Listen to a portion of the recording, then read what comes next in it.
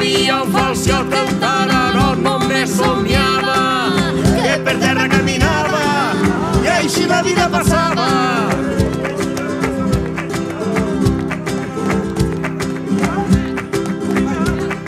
Mira que hi havia un gripau que sempre deia que si algú el besaria, príncep es convertiria.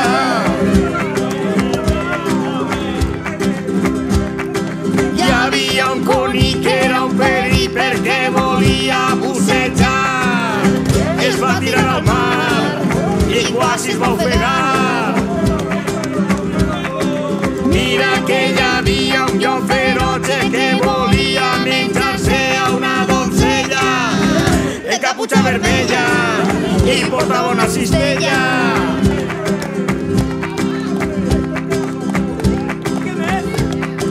No sigues falciot, gripau, conill, llop i gallina,